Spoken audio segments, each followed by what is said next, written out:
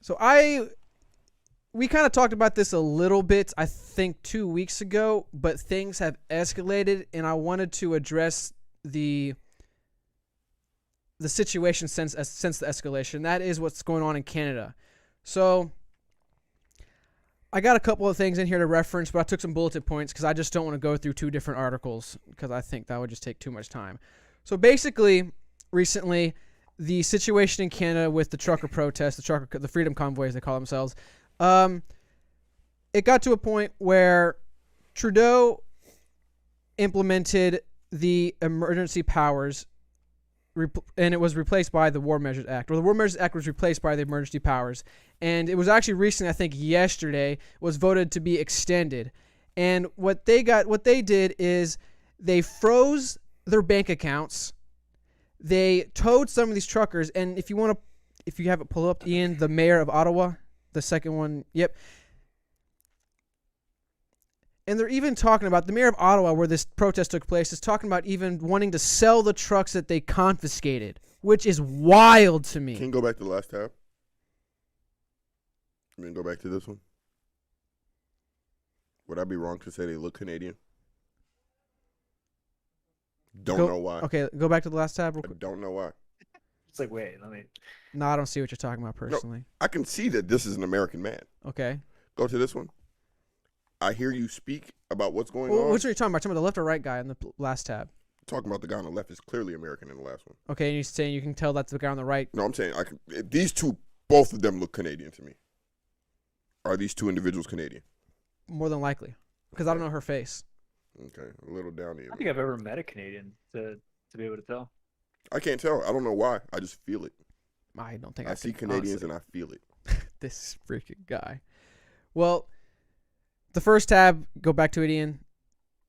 You can just sense. This is a guy speaking about having his healthcare. bank accounts. Yeah, We're not going to watch it. We can if you guys want to. But this is one of the trucker guys that were at the I don't know if he was an organizer or if he was just a trucker, but he's one of the I tried to swat it. I was trying to be slick, low-key slick about it. There's a real. I was talking shit. I just really? saw it. My bad. Exposed. This is one of the guys that had his assets frozen, and not even his personal accounts, even some of his business accounts have been frozen, which is ridiculous. In my opinion, ridiculous. Yeah, you got the Wendy Williams. And then obviously the reason I pulled up the other one is because the mayor even talking about wanting to. I don't think he'll be able to be honest with you. But for me, I guess that just bothers me deeply that he's even thinking about the trucks that he confiscated. Protesters. To simplify it, confiscated protesters' belongings, property, and then he wants to sell said property. That's just wild to me. And then this one, which is a little kicker, I don't think I sent it, unfortunately, Ian. Maybe it's on the Twitter page. If you can pull up Twitter on the side while I talk about it, Ian, go for it. One question. Can you find the quote where he says he wants to sell it on this page in quotations? I want his verbatim. Ottawa's mayor said Saturday that he'd like the city to sell confiscated trucks seized from protesters to if you want to watch the video real quick, let's see if he talks about it in the video. To recoup some of the costs that our taxpayers are absorbing. Cost about what? So pretty much because of the trucker protests, they kind of for 3 weeks shut down the economy. Because obviously no one could really move. They took up a lot of the roads, and then they would honk endlessly, which I have another clip which I think is hilarious to kind of show, in my mind, the stress. Let me be a little bit tame with some of my opinions. The leap people are going to label the protesters in a negative light. Okay. But do you want to watch this clip and hear him say it? Yeah. Go for it. I'm not sure if he says it here, but go for it. What do you make of how far the police have managed to get today? Well, they've done a remarkable job both last night and today. As you pointed out, they've got Wellington Street cleaned up. Most of the trucks have Click been on the chat. towed away. Yeah, got it. And I now just got word that the Sir Johnny Macdonald Parkway, most of the trucks are removed from that section in the west end of the city as well. So they've made a lot of progress. They've been very measured in the response. It's a really tough assignment for police officers, getting yelled at and spat upon, but they have been calm and cool and collective. And we owe a debt of gratitude to all those municipal forces that have come in from across Canada, disrupted our city. You've heard our small business community, and this is costing a small fortune for the taxpayers of Ottawa. And that's one of the reasons why, under the Emergency Act, I've asked our solicitor and our city manager how can we keep the tow trucks and the campers and the vans and everything else that we've confiscated and sell those pieces of equipment to help recoup some of the costs that our taxpayers are absorbing. So that's one of the provisions of the Emergency Act, and we have been a beneficiary of the So we could probably actually do it because it's one. Wow. All right, go positive. I don't consider. Wow. Wow.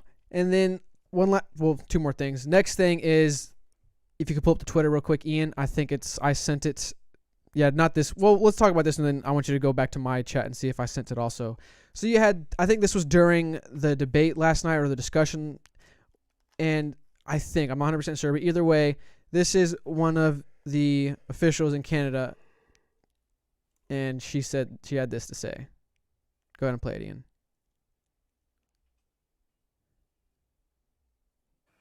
How many guns Turn it up a need little to bit. be seized? How much vitriol do we have to see of honk honk, which is an acronym for Hail Hitler, do we need to see by these protesters on social media? How many guns? So, I'm trying to formulate a question here. Isn't that the same as soy boys? That lady saying that everybody's saying soy boy. What did she say? Something about sexy fish? What was that lady talking about? Oh, I know what you're talking about. The lady where she said sexism, misogyny is similar to eating meat is racist or some shit like that. Yeah. and sexy fish and whatnot. She like said, yeah. How promoting white supremacy. I mean, I kind of wanted to get that for a topic eventually, but it'd be kind of like they're the same woman. hinted at it. They're the same woman. Is this woman like An elected official? Yeah, she has an elected official, and where's she getting the data that like Hong Kong means Hail Hitler? Like, is that like a thing that they've actually proven? Also, don't they have really strict gun laws in Canada? So, where are they getting these guns? So, they do have restrictive gun laws, and what happened? I make sure I wrote this down because obviously I'm trying my best to understand their side. Like, why do they feel the need to, one, go to drastic lengths like the emergency powers, and then two, hurt this obvious, in my opinion, I don't know if y'all have been following it, but in my opinion, what I've been seeing is obvious misrepresentation of what's going on and the people who are protesting. Something similar happens in America. But real quick, but the reason why Doc asked about the guns, and I'm not sure on the specific of the restrictiveness when it comes to gauze, but apparently they did bust some people near the border with 13 long guns, handguns, body armor, a machete, and ammo. And they were apparently a small organized group. You don't want to call them a gang? Were they that's verbatim what they said. They probably don't meet the qualifications to be called a gang, huh? That's just what they said. I just wrote down what they said. I tried to use their exact I quote. know. Were they Americans or were they Canadians? That it didn't say there. Oh, okay. But obviously Americans have been going on. And another thing they complained about for an excuse, the reason why they wanted to freeze bank accounts, people's assets, because they were getting a lot of outside donations. So they're freezing people's personal accounts that are linked to. Well, they're doing that, and they're GoFundMe? also the GoFundMe's. They're basically the company's like seizing them. So any GoFundMe, I guess. But your account has to be linked to one of the things getting money from outside. I don't actually support. know how they're doing it. I just know that like I don't know how they're there's doing it some either. kind of public thing that says like, "Hey, Freedom Convoy Fund." The company's basically seizing it, and they're just like redistributing it to charities of their choices. No, Are you talking about GoFundMe specifically, or talking about the funds being seized? The GoFundMe stuff, not like their actual funds being seized. Well, that's what I'm asking about. So GoFundMe saved themselves. So what happened with the GoFundMe thing is it got to a point where people, I don't know if this is true or not, so I'm gonna say this is conspiracy, that Canadian government reached out to them and kind of put some kind of pressure on them to cut off the whole Freedom Convoy thing with donations. Don't know if that's true. That could be a conspiracy thing. They did. They cut it off, stopped it, and how the refund with GoFundMe works is you have a set amount of time to issue your refund. And if you don't issue the refund, they get to donate it to whatever charity they choose, as Doc said. But they received a lot of backlash from that, so they said, we will just send it back to you. As they should have. Okay. Fucking stupid Yeah. ass. Yeah, they try to get away with it because Yeah. I saw it on another podcast, but they were talking about it, and like supposedly they'll get like a 10% cut or something like that if they redistribute it to other charities.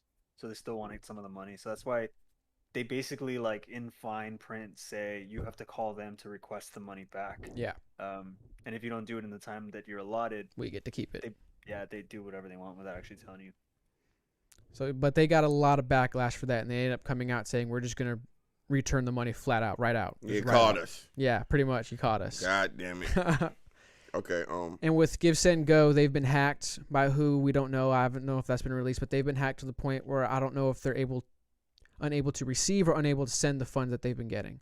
I don't know the specifics on that, but I know that apparently they've been hacked where it's kind of affected how they run, I guess to say. When you're willing to Real quick, you can go to my DMs. Yes, that one. Boom. Why are we looking at this, dog? Damn, we're gonna look at your DMs, bro. So, because I wanted to mention this also before the clip, but we got the clip, so we did that first. And this is the last thing, and I guess let's dive a little deeper than we kind of already have. It's been a lot of reactions and not so much conversation. So last thing, and then the Ottawa police came out, Ottawa by law came out and said, attention animal owners at demonstration. If you are unable to care for your animal as a result of enforcement actions, your animals will be placed into protective care for 8 days at your cost. After 8 days, if arrangements are not made, your animals will be considered relinquished. What's up, Philip? Which is another little Playboy P. on the cake. They're even. I just think it's wild, and it's hard for me to react because every feeling I have to, I always come to the same conclusion, which is, it's not America. Can I? Go for it. The taking of their property or whatever. I mean, it's fucked up, but and selling it or whatever he wants to do. Honestly, we only have 2 points. That when you can do something like that, you don't wish anybody well, and so it's no revealing. Matter what, yeah, and no matter what, it's just you don't wish anybody well when you're willing to take something, because all those vehicles, campers, you're talking about things that people don't make in a single purchase. You're talking about things that people had Were to used pay to make off, money, or like that's their that was livelihood. income. Yeah, like it wasn't nothing just given to people. Like those are actual livelihoods. So when you're talking about redistributing that or selling that, you're talking about literally taking away from one person, and and you're talking about easing the burden on taxpayers when we all know no matter what amount of money you take from them and sell, the taxes aren't going to be changed. Nothing's actually going to be changed as far as the burden that you're saying is on taxpayers to deal with this. Now, I'll compare this to something similar that's happened in America. It's obviously less violent or less important, I guess. The NBA lockout or lockdown. It happens in all sports when the players refuse. Mm-hmm. Now, whose side does the fan take? Usually, I would assume the NBA players. No. Really? They always take the teams. Why? They want to see their fucking gameplay. Before the player, you're always a fan of the team. That's how most people are. So that was it's me being not that- biased, I guess, because last time I heard about it, I was like, I have no problem with it. Go for it. You know what I'm saying? But I wasn't mad. people would support the players, but to a certain extent. So it's like, okay, you're not playing 1 week, 2 weeks, 2 months in, I'm still not getting basketball. My patience is running My thin. patience, hey, you make millions of dollars. Why don't you just go and play your sport? And so that takes away from the nuance of what the players are actually protesting for or sitting out for or working on, the CBA, which is a agreement between owners and players. Mm-hmm. And so in this situation, people were very understanding about what the truckers were going through or they were complaining about. Then it hit a point. Then it hit a point where, oh, we can't get this, we can't get that, or traffic, or all the inconveniences that the protest now has I guess caused. The government would use that against them the same way the owners would use, oh, you're not getting any games because of the players, to put the pressure on the truckers. So the reason I compare the two is because the citizens are technically the fans. The citizens are being manipulated into feeling one way or the other, but right is right and wrong is wrong here. You can't do that. I mean, truckers are literally very crucial to the makeup of transportation everywhere. I mean, the popular phrase was going around is truckers are the backbone of the country, of society. They literally are. That, and trains, obviously, and shit like that, and planes. But just that Anything alone, to do with shipping and transportation of goods. Yeah. It's very important. Like, you see these UPS ground trucks. You see all these things when your gifts for Christmas. All these guys that drive trucks. So for them to kind of like, I don't know, because we got looser on our truck laws. They got tighter. Now you can get a CDL at a younger age than you could before. I think it's 18 now you can get a CDL. Before it had to be 21. So, I mean, that's really all I got to say. And I don't got nothing to rant about. I just don't think it's... Because like I said, it's not America, so I'm trying to have like a separation from it, because people are saying the fear is like this could come to America, but in my opinion, no way. First of all, truckers aren't going for that in America. Well, not even that. This an extreme opinion, and it's honestly not wrong, is we have the Second Amendment. What? The right to bear arms? Yeah, you think trucker... That's like, extreme. I mean, fair. I don't get me. I completely agree with that. But Yo, how's it going? Thanks for tuning in. This podcast is sponsored by Angel Blinds, a local Atlanta area small business. Their blinds help you get a new look for your living room, to your bedroom, to your dining room. They even got custom kids blinds with their favorite superhero or princess. Use our promo code FDT. Our audience gets 10% off their first purchase. You can find them at Facebook at Angel Blinds, or Instagram at Angel Blinds _ between Angel and Blinds. So check them out. Well, I think the First Amendment would supersede. Like, technically, they wouldn't have to get to the Second Amendment. But that's why, yeah. But that's the reason. That's you have the First Amendment, and then just in case they try to take your First Amendment, well, guess what? You got the backup Second Amendment. But I'll tell you what, that's a fallacy too. I'll explain why. It's not that we don't have it; we never use it.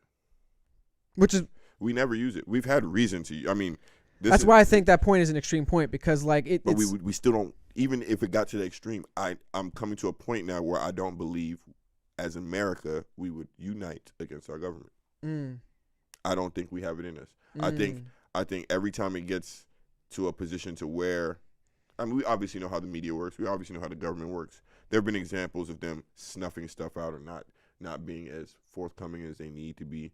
There have been times where they've done stuff taken away from us, or done things that you would think, okay, you know what I'm saying? Okay. See, I hear you, but was it the right to bear arms when niggas was protesting? I hear what you're saying when it comes to extreme, we might not do it, but I want to challenge that, because, and the reason why it took me a question, I don't know how to word this, and I don't want this to come across arrogant, but like, I'm in news every day. Correct. Good or bad thing, I'm watching politics. It's annoying, I understand it, but I just can't help it. Some people, like, sometimes I know y'all, I don't know Doc, sometimes probably so when I send him stuff, but I'm in it every day. And one thing I have to be fair about is, I'm reluctant to say the far right, but it's damn sure starting to sound like it. And this guy's not a white supremacist, but because as people say, no, not even that. It's just real far rear. I don't like how far right and white supremacists go hand in hand. You can be a far right and not a white supremacist. Why is the far right exclusively white supremacist? I don't want to talk about that. What I would say far right. You're the one who brought up the two. Fair. I didn't say it. You brought up the two. Damn, I didn't write it down. So there's a show, You're Here, with Sidney Watson and Elijah Schaefer, and they had this one guy, I forget his name, but he's apparently is a really popular conservative, right ringer, far right guy. It's hard not to argue against that based off some of the things he said. And they were on the show. They talked with him, asked about some opinions he had. And one of the things that really bothered me was he let it out that he thinks the conservative way is the right way and the only right way, and the only way to leave government is the public, whatever he said. Like, it is the right way. Conservatism, republicanism, like, is better than anything else they're meant to this. Like, it felt very superior, if I could say. And condescending. Maybe condescending is a better word. But when I heard that, I was like, we got to talk about this. Because to be fair, like, we got to watch out for that also, in my opinion. Because I don't think I really align with, to be fair. I know I try to say I'm more on the right side of the spectrum, but that's because I lean that way. I'm not like this full-on Republican conservative guy. Like, I do have conservative values, but I just don't think I lean one way politically. I like to think like I'm like you, but obviously I have no problem taking a stance, but I like to float the line, because the line is the safest. Gene has said it. Let's continue. Come on. Come on. Sorry. Let's continue. No, I'm good. Come on. And I'm just saying, like, that's why I don't know. It seems like there's people on the right who are becoming a little more, comfortable. So they're telling to be comfortable. 'Cause Liberalism has been comfortable for a little bit now. Far right, Exactly. usually Liberalism they're is comfortable. Sorry, God, Doc, go on. You're probably apologizing to God or me, man. No, I said sorry, Doc, because I cut you off. Yeah. No worries. The issue with the far right is just that like there's a possibility of them becoming extremely utilitarian. And the reason right now I think that like the whole thing for white people being associated with white supremacy and far right is because the last big group to really support far right was all white. I mean, you had the Germans and they were trying to push the Aryan race, and so I think it just like echoes and ripples of that one big event, and we just like always refer back to the Nazi party and stuff like that for anything. Like both sides use it as a weapon to toss it and blame the other side. Same way they assume black people vote Democrat. And so they'll just be like point fingers and be like, "You're the Nazi, you're the Nazi, and you're the Nazi, and you're the Nazi." And I get the ideas of conservatism, like it's just kind of like loss aversion. Like it's just like stay traditional and just follow the set path that's already been laid down and stuff like that, and keep going. So I get the I pull would say between risk aversion, but maybe it's the same thing. Maybe I'm just pulling hairs. I get the conflict between progressive and traditionalist. I think like super like opposite ends of the spectrum are where it becomes dangerous, and that's really where it's just like those people are both the same person. They're just on opposite sides of the fence. Agreed. Because the far right person who's just like, no, this is the only way to do it, and this is the best way, and it's just like, dude, you're so uptight. Like, chill. You might just like cause a genocide like previously. And then the far left, it's like, no, this is the only way. And it's just like, dude, you might start a cultural revolution like previously. Like, it's just, chill. So it's a lot of give and go, or give and get, I guess. For this, what's happening in Ottawa, I honestly, I want to say like it's a little too much. It's very draconic, man. Like, seize their assets, take the vassal states. Like, you know what I mean? Like the fucking commoners are rising up, suppress them. Like, then they extended it too, like, and they're actually talking about apparently like making some of them permanent.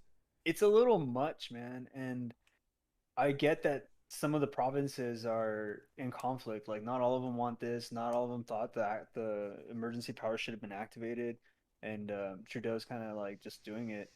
So it's also weird from an American perspective, because it's just like, dude, given the riots, like people were dying. Like we actually had people die throughout riots across the country. At one point, the country seemed like it was on fire. Billions in damages. Yeah, buildings were being on fire. Federal agents were being thrown fireworks and like, you know, Molotovs and stuff like. Well, maybe not Molotovs. It might be too extreme, but like for sure fireworks and stuff like that. No, I'd say some Molotovs. I guess like they tried, but the only ones I can think of to my memory are the ones that happened in Seattle, where like the people were sieging the building, the federal building that they were. Don't you guys remember that video? The trash can? No, of the guy who randomly threw a Molotov and a guy got caught on fire. Oh yeah, that was in yeah, I do remember that video. Okay, well, stuff like that. Yeah, it's just like nobody ever sees. I was like, Molotovs have been thrown. Like Trump never enacted like emergency powers to seize assets. He did deploy military in like the worst places, and people like and Trump supporters and some Republicans like wanted him to. They were advocating for it. And I was like, man, I don't know. Yeah, but he never did that. And so to watch Trudeau for some truckers that are sitting in the middle of the road do that, it's a little intense. I'm like, bro, we had death and we still didn't do that. That's my point. These guys are chilling and you're doing that, so it's like, oh, man, it's a little too much.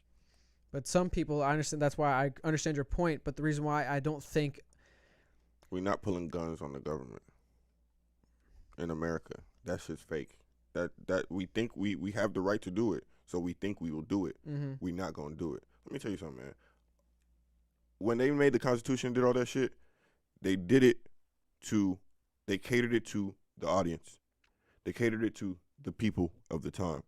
None of our laws now are really catered to how the people are. It's catered to keeping the people a certain way. So as far as government and everything like that right now, it's old. It's out of date. I'm not saying government itself is out of date, but Constitutional Convention. Something else that's not going to happen. That's what I'm saying. All these things are can happen in small groups. All these things can happen in smaller pockets. America itself will never, first off, we're too divided. We're never going to unite about any of that stuff. And to your point, when you talk about taking a stance or something, I didn't take it negatively or anything like that. But No, in it was my funny. That opinion, probably sounded corny. in my opinion, both sides sound stupid. Like, both sides have always sounded stupid. The stuff that y'all argue about, to me, is stupid. I hate politics. I hate American politics. It's not even interesting. The story's not even Not interesting. even American. It's politics in No, general. no. I understand. I like understand. Nigerian politics. People die. You know what I'm saying? It's interesting. Like, Netflix, if Netflix made a movie about Nigerian politics, I would watch it. If America made a movie about American politics, I only want to see the CIA shit. I want to see the shit that was leaked and y'all didn't get to see. No. Everything else is speeches and propaganda and divisive tones. So, like, for me, as far as picking a side or picking something to stand, it just, I have my own morals that I lead, but it's not even I don't care. I can't take a stance on something that's not meant for me. And most of the stuff that meant for you. Like, most of the stuff, that? for example, I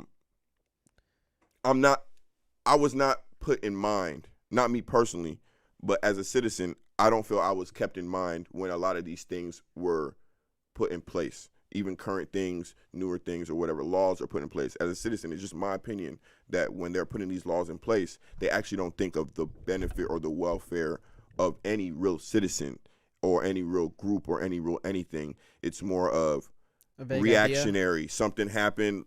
Let's placate them with this, or we'll overcorrect here. Yeah, but it's never really. So as far as genuine? So as far as like even just all like even watching politics, getting into it, I understand its importance, but I believe people who watch politics all the time will end up becoming the thing that they think they're informing themselves. They end up becoming super critical people, super biased, and it's no real. You actually lose a sense of reality watching politics because the nuances of interacting with human people aren't in politics. So like all of that stuff to me is fake. All of it is to me is dumb. Trudeau, I've never listened to a politician and say, you know what, he gets it. I've never listened to a politician and say, just normal conversation, just he knows what song's actually popular right now. Not like that's a thing, but he actually has a pulse on what is actually going on. What people find fun, enjoy, comedic. It's always somebody told me this emoji was funny. Or it always feels like somebody scripted this thing for the politician to do that. No politician ever seems really in touch with anything currently going on. They're always behind the curb and then reacting late behind the curb to something that they think is a big wave, but it's never anything. Like this lady talking about sexy fish is wild. This lady talking about eating meat is racism is wild. That's politics. That's politics. That's politics. I don't want any part of that. That shit's stupid. Has it always been like that? It's always we're 30 been like years that. old, and obviously it's been. Yeah, it's always been like that, but they've always been able to keep people interested based off of their issues. If I have an issue with something, if I have an issue with some money going missing off my card, guess what? I'm calling Chase every fucking day until it gets fixed. So if I hear anything about Chase, I'm listening, because as far as I'm concerned, it applies to me. Said it disconnected. Oh shit. Yeah, sorry for that, guys. I Well, don't know. Are we still live? Okay. Yeah, he said we're good. Yeah. Okay. I mean, to bring it back to the topic itself, I think when you see all of this stuff interacting, you see this is when real people meet politics, and that's fair. No, I genuinely think that's fair, because that's a good point. It's not. But you touched on something I think is a crucial thing, because I definitely understand your point, and I definitely, to be transparent, or not transparent, I want to use, but whatever. I just say I watch Fireplace every day, so I got these words in my mind. I guess you could say I kind of started to feel like that when I first got deep into politics. But what was my, I don't want to say saving grace, but I guess anchor that kept me grounded was being able to talk to you guys about it. Like, I'm very aware sometimes I can probably get fucking annoying. But you guys still give me the time of day. You still entertain me. You still indulge me. And that entertainment and indulgement in that time of day helps me sort through it. Because you can only go so far when you talk to yourself. Yeah. Some people apparently don't, as we realized last podcast. Have the voices. They don't even have the voices. But sometimes you can only talk to... What do you say, Doc? Imagine if somebody like that is a politician. Bro. They have like no internal No, voice. And they're just, Bro. I like, believe it. I believe go most with of it. them are Bro. politicians. No, but to your point, what you're saying, But that's what people need. That's why, like, but the reason it works is because we're not big on politics. If all I listened to was politics, it would be contentious. Eventually, it would get contentious if we were on opposite sides. Because it's politics. There's no, it's right and wrong. That's how politics is worded. It's right and wrong. There's no real solution talk. Yeah, there's no real solution or anything like that. So it's not that there's anything wrong with It's just that there's a problem. boom. But rarely And ever do we argue about solutions. so to my point, people who end up watching too much politics and don't have any other real interactions, like their social, everything is around politics, they lose their sense of humor. Their humor becomes based on politics. Now let me tell you something. Politicians can be funny. Things can happen funny in politics. When you're laughing at stuff that, oh, this politician messed up and did this, or that's your sense of humor now, you've changed your sense of humor. You've changed it to actually enjoying things that make people laugh and enjoying the stuff. To almost, you only really get humor from other people on the other side messing up. So is it wrong to have humor for it, or is it No. wrong to only specifically and Yes. only humor for that? Yes. Okay. And I can tell Because people. I'm I not can gonna, tell I've been people guilty who of that. I'm not lean. even gonna lie. I can tell people who lean. Like for example, and this isn't to call you out or anything like that. The New Year's thing with Andy Cohen when he went on his little thing. Rant, yep. Yeah. Drunk rant. And people were like, "Oh, that's hilarious." The nigga didn't say nothing funny. He didn't say anything funny. So if you found any word he said funny, your humor has fucked up because you're really all you care about was it was about that politician that you don't like. So that's why it was funny because But finally you just somebody said though saying that you can find that funny, but I have laughed humor at everywhere him else. because I thought what So he you're was seeing the doing, full image the of it, full like thing, everything put together is hilarious. if you're into politics, you probably found that funny. If you're not into politics, you probably saw like he's just drunk. And that's the funny part. But his verbiage, if that was a stand up. And how it made him look, because clearly the other guy was like, "You need to." Be. If it was stand-up comedy, I would have turned it off. It's not funny. So that's what I'm saying. Is like there's this thing where for some reason with politics, we lose a little bit of touch to like humanity or like the personal. I would say reality, like kind of reality. in a way. Yeah, reality. Because that's the full thing. Like even when we discuss politics, 100%. like either I can acknowledge like sometimes I come across cringy. Right, but I just don't care because politics sometimes with the discussions that can be had and how people view things going on. There's, technically speaking, it's challenging a worldview. 100%. And sometimes a worldview can either be wrong, inaccurate, or cringy. Some people can be cringy. It just comes with the territory. 100%.